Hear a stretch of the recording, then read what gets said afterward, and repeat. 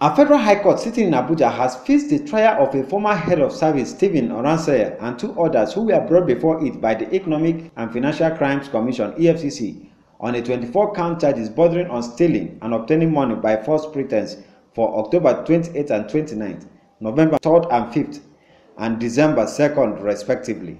Oranseye, who was alleged to have been complicit in several contracts awards during his tenure as head of service, is being charged along with Osarehon Afe. They are alleged to have committed the fraudulent transactions between 2010 and 2011 using two companies, Frederick Hamilton Global Services Limited and Zeji Technologies Limited, for shady biometric enrollment deals to the tune of 2 billion naira.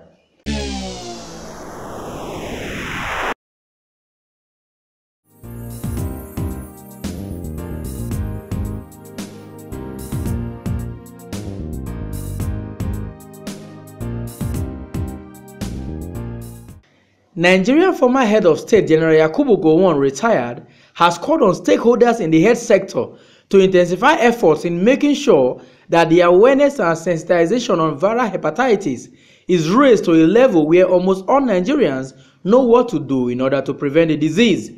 General Gowon, who made this call in Abuja during a one-day stakeholders advocacy and sensitization workshop on viral hepatitis awareness in Nigeria, said that the prevalence rate of viral hepatitis is twice that of HIV/AIDS and other sexually transmitted diseases.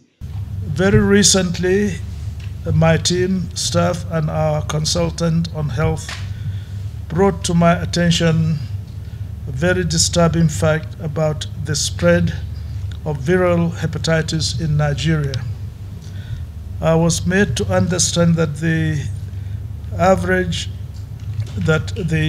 average prevalence rate for hepatitis B virus infection, which is the commonest and most deadly in the world, is about 11%.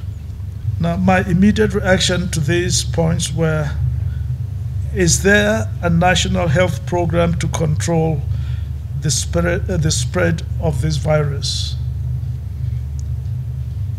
Secondly, are Nigerians, and how many Nigerians, are aware of this disease? Thirdly, are the Nigerians' health system aware of this? And if yes, what are they doing about it? The answer I got was not too encouraging. This necessitated consultation between the Yakubu Gowon Center and the Federal Ministry of Health to create a national awareness of the disease to help check the spread of the disease, thus ultimately preventing the death of millions of Nigerians. In their separate address, Dr. Araoye Segilola of the National AIDS and STI Control Program and Dr. Bridget Okoegwale, Director of Public Health in the Federal Ministry of Health, said that the rate the disease is spreading is fast becoming an emergency situation. The recent survey conducted by Federal Ministry of Health revealed a high burden of viral hepatitis, especially viral hepatitis B and C, with prevalence rate of 11% and 2.2% respectively. This shows that over 20 million Nigerians are living with viral hepatitis. This is worrisome, and the need for us to raise awareness because of the burden of the disease and the implication on the individual affected by the disease. In view of the impact of hepatitis on health, which is caused partly by human activities, it is pertinent to act now and together contribute to protecting lives from morbidity and mortality from hepatitis. Fortunately, most of the health risk factors are avoidable through adequate awareness creation, behavioral change education, and ensuring that all blood transfusions are effectively screened. On the level of awareness on the part of the government, Dr. Bridget said much still needs to be done as the level of awareness is still very low. The awareness messages in the media, I would say, to my own assessment, is not good enough. And that is why we are now organizing this one today and taking a very respectable person like our former head of state, General Yakubu Gowon, who has accepted to create this awareness. We started by developing guidelines and, of course, policies on how to manage and prevent hepatitis, which we have done successfully. Because these guidelines will teach us what to do and how to go to the public and talk to the public about the infection. Viral hepatitis is a liver inflammation due to viral infection. It could come in form of hepatitis A, B, C, D, or E.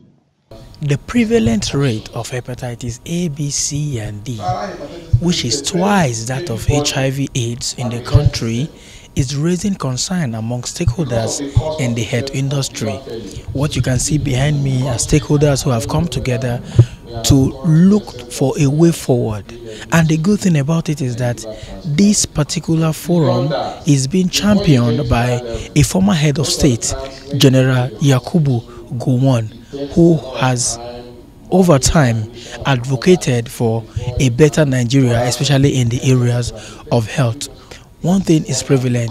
How much do you know about hepatitis A, B, or C? From the Institute of Peace and Conflict Resolution, Abuja, Nigeria, I'm Festus Ejirog Enefifen for Ben Television.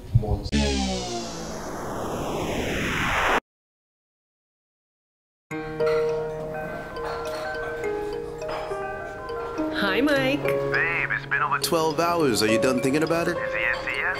Convince me. I know how much confidence that'll mean to you. Let me take you somewhere. Where? What's that? A superior leading international hospitality chain in the heart of Africa. And? They offer very distinct services. Their meeting halls and all their hotels offer conference solutions that can help plan a perfect function for any occasion. They feature outdoor catering and provide services for any size event. Keep going. You got me thinking now. The beauty, the decor, and the views. It's the hotel experience you always dreamed of. They have up-to-date entertainment and a variety served at the fast food restaurant and snack bar. Oh, and don't even get me started on the garden bar or the nightclub. You would have everything you need within your reach without having to go out. Wow. So what if I want to... Cook? They got you, babe. The rooms are thoughtfully furnished with facilities that aid proper cooking, just like you would at home. Where is this place? And it's sweets. Wow. So, will you marry me? Yes.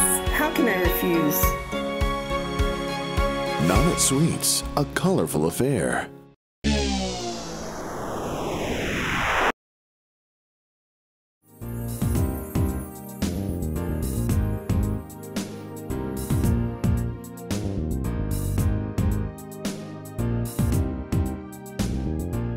Following the alleged gross corruption and non-remittance of proceeds from the sales of crude oil, Kaduna State Governor Malam Nasir El-Rufai is advocating for dissolution of Nigerian National Petroleum Corporation, NNPC.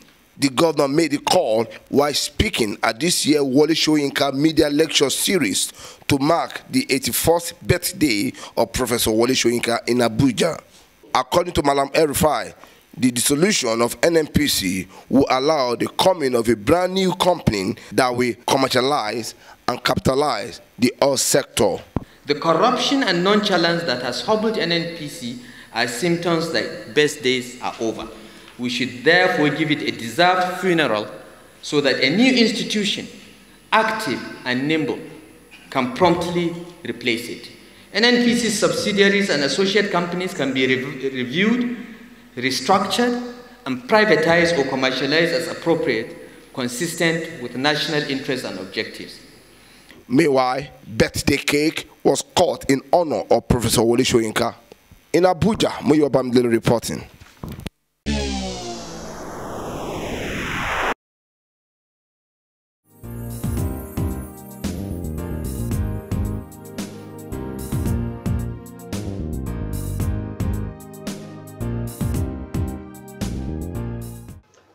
Telecom operators in Nigeria will now have to pay new fines ranging from 5 million naira and 10 million naira for contravening Nigerian Telecommunications Commission's regulations. The new fines are contained in the amended Enforcement Processes Regulations of the Nigerian Telecommunications Commission. The head, Legal and Regulatory Services, Yetunde Akinloye, during a public inquiry on the amended Enforcement Processes Regulations in Abuja, said the increase in the fines are for the purpose of deterring repeated contraventions by telecom operators. She added that the regulations was amended to align with practice and trends in the industry. Apply for B. It also sets out the condition for releasing seized items or sealed premises, which would require the licensee to either regularize its operations, that is in situations where we find that operators we find people operating without a license, or the license has expired, or to comply with certain prescribed sanctions. It also criminalizes the provision of false subscriber information during registration. Speaking earlier, the Vice Chairman, Nigerian Communications Commission, Eugene Jua, said the regulations and guidelines will complement the Act and licenses issued by the Commission. The draft enforcement regulation is an amendment of the previous regulation issued to the industry in 2005, as I have earlier mentioned. The regulations, when finalized, will provide a more robust framework for effective and efficient processes and procedures for carrying out enforcement in the industry. The intention behind the development of the guidelines is to ensure a secure process for SIM replacement and curtail the incidents of fraudulent replacements, which have now become rampant in the industry. The regulations and guidelines will complement the Act and the respective licenses issued by the Commission, in addition to providing guidelines, guiding standards and principles for enforcement processes and SIM replacements in the industry. The telecom regulator also came up with SIM replacement guidelines for telecom operators.